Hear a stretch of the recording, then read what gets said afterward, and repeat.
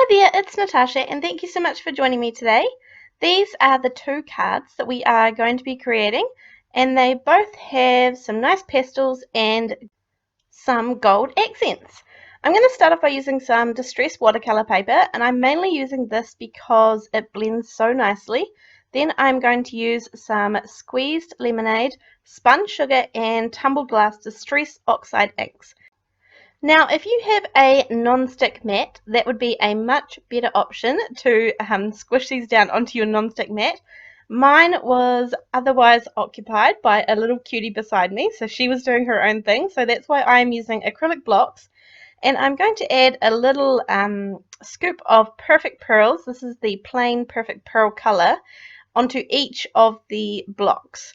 Then I'm just going to add a tiny little squirt of water. This is my favorite sprayer, although you can't really see it there. It is from Aliexpress, and it is my favorite sprayer. It kind of has a trigger handle rather than using your finger to squirt down with. And then I have another little acrylic block there, which has just got plain water on it. I am soaking my piece of paper with some water because I want it to kind of have a watercolor effect. Now this is a super simple technique, and you could get a similar effect by just doing ink blending and then putting the Perfect Pearls on afterwards, but I really wanted the watercolors and I wanted them to blend really nicely, and so this is the technique I chose to use this time. Obviously, for this technique, you need to choose three colors that are going to blend together really nicely, and hence why I've gone with kind of almost primary colors, not too far away from primary colors. And so they are going to blend really nicely together, and I'm not going to have any problems at all with mud or any funky colors coming through. And so I am just so simply brushing this on. So it's the Perfect Pearls and the Distress Oxide inks. Even better, maybe if you had the re-inkers to all these, you could just put down a couple of drops of the re-inkers and you wouldn't even have to smush down your ink pads. There's lots of ways to go about this, and any dye inks would work, or any ink that you have, watercolors or even paints you can just water down. It certainly doesn't have to be the oxides. And you can kind of get an idea there. You can see how shiny it is. So I am going to take my heat gun to this simply because I am impatient, and I'm filming this in the late afternoon, early evening, and it's nearly my daughter's bedtime. So we are trying to get through our crafting session. It has such a beautiful shine on it due to the Perfect Pearls, which I love. Now I'm going to take this. This is an older set from Avery L, and I have used it to death. I just wanted a nice big sentiment to put right in the middle of this blended panel. And so I'm going to use some embossing ink, which is just sticky clear ink. And yeah, you can seriously see that I have loved this stamp set in the past. And I'm going to stamp it down twice just because it looked like it didn't quite get a perfect impression. But the second time made sure of that. And then I'm going to use some fine gold embossing powder. Now this is the first way that you can kind of get these gold accents. I'm going to use embossing powder to achieve that. And I made sure to use my anti-static powder tool first. Even though my powder tool doesn't actually work, I have to unscrew the lid and kind of shake some powder onto it. That's not how it's meant to work, but I have a feeling that my climate here might have something to do with that. It is winter here, obviously, and hence why it gets so dark early in the evening. Anyhow, this is the next part. I have a Versamark pen here, which is just another kind of brand of the clear, sticky embossing ink. And I am just going to use a ruler to create two fine lines all around the outside of this panel here. Now, I know that it's kind of hard for you to see. You can kind of see if I turn it in the light a little bit. And I'm just going to do that all around kind of the outside of my card. This is just a super simple card design that I had been wanting to try out and see how it went. So yeah, this is me just having a play around. So I'm adding embossing powder. I'm only going to do a few lines at a time and then emboss them, just because I wasn't sure how it would go with having my ruler over top of the other lines. I didn't want the ink to kind of smudge. I wasn't sure if it would or not, but yeah, so this is what I'm doing, just to kind of try and ensure that that doesn't happen. So my aim here is kind of, I don't want anything symmetrical or even. I'm just aiming to go right around the outside of my sentiment to kind of frame up my sentiment nicely. But yeah, there is no rhyme or reason as to where I'm putting these lines. I definitely don't want them to look the same anywhere around the outside. So I really am going for kind of odd angles and yeah, to have nothing looking similar.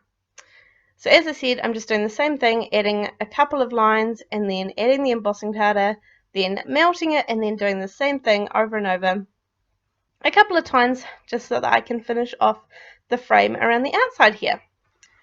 Now, I kind of started up with these card ideas because I wanted a couple of different ideas, like ways to achieve the gold look.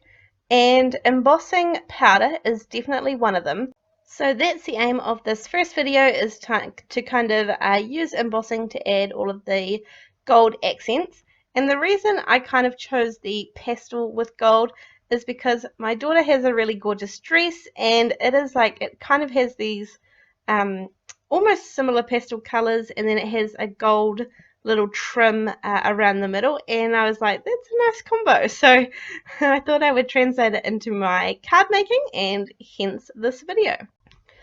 So this card does have a lot of shine to it. It is a super simple card, but the perfect pearls on the watercolor background and the embossing powder does mean that it has lots of shine to it. But we are going to start our second card now, and this is kind of option number 2. And I'm going to stick with the pastel look, but I have some masking paper here. This is just the Simon Says Stamp brand masking paper, and I have cut it into roughly 1 to 1.5 inch pieces here. I'm going to be using exactly the same color combo, but I'm going to add in the shaded lilac, which is just a light purple kind of color. And all I'm doing is just putting down the masking paper, which has a sticky back to it. You could just use post-it notes or any low-tack tape or washi tape, whatever you have available. And all I'm doing is just sectioning off with the masking tape just a little area that I am going to ink blend on. Again, there is no rhyme or reason to the pattern that I'm going for, and I don't want anything to be even all the way around. So next up, I'm going to use the shaded lilac color, and quite often you might see me kind of get rid of some of the ink on my blending sponge, because I don't want there to be any harsh lines, and I certainly don't want it to be too saturated.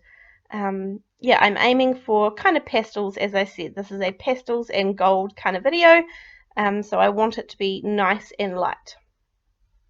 So when I go with the masking tape, I have to be sure to mask off the previous color as well, and then mask off the new area that I want to color. Now this squeeze lemonade color, I really have to get rid of the ink on my blending tool because it easily kind of ends up becoming really saturated, kind of more so than I wanted. Whereas the others are kind of nice and light anyhow. So yeah, I like the color combo and decided to add in the purple just for something a little bit different, because I felt like the colors would probably be too close to one another if I had just the 3 colors like I did in the previous card. So there's really no rhyme or reason as to why I chose the purple. It just was a nice light color that I had in my little collection of distress oxides. So I'm just working my way all around, and this, as I said, I'm not really careful of what shape I end up with in the middle. I have a nice simple sentiment that I'm going to put there, so I'm not too worried about space and things like that. You can see there I kind of went a little bit more heavy-handed with the yellow, with the squeezed lemonade. It's okay, it's fine, but it wasn't on purpose. I definitely didn't do that on purpose. But yeah, and then I just think I have room for one more little triangle in there, and that's going to be the blue, and that kind of does give me even numbers, 2 of each color, which always makes me happy as well. So add the last a little bit of blue in there, and then that is all of the coloring and pastel work. I just actually saw a wee corner that I needed to fix up. So now I have this stamp set, and this is from Alina Crafts on Aliexpress. I will link it down below in case you are interested. And at this point I don't want to muck up because I've put all the work into blending those inks on there. So I'm going to use the nice sticky embossing ink again and stamp out my sentiment right in the middle. As I said, it's a nice simple small sentiment, so I always knew it was going to fit.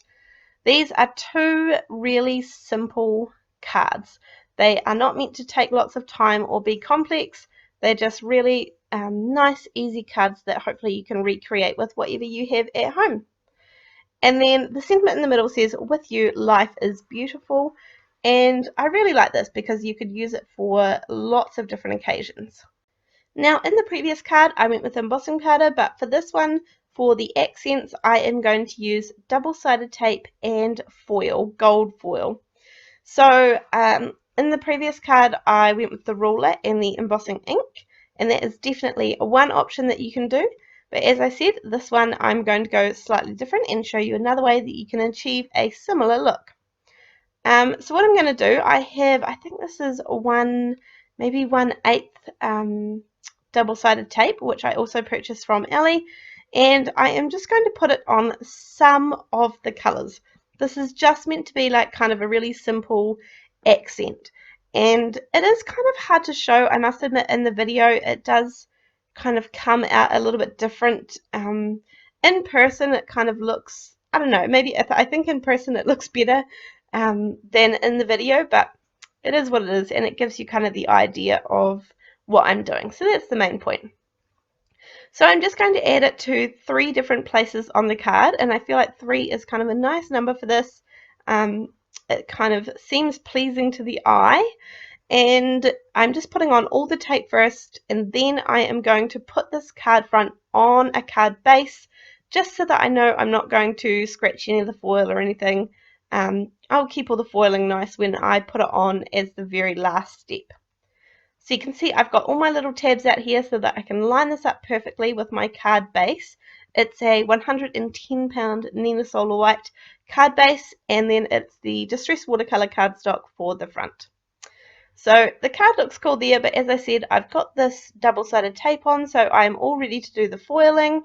And all I'm going to do is pull off one of the parts at a time and then pull my sleeve down to kind of rub over it. Doesn't have to be super gentle. It's quite all right to put some pressure onto it, and then you can see the beautiful foiling that it leaves behind. So as I said, it kind of looks darker in the video than what it is in real life, so I'm sorry about that, but you kind of get the gist of, you know, the idea of it, I guess. But anyway, that is my 2 cards for today. I hope you enjoyed this video, and I hope that you can give something similar a go yourself. Thank you so much for joining me, and I will see you in the next video. Thanks. Bye.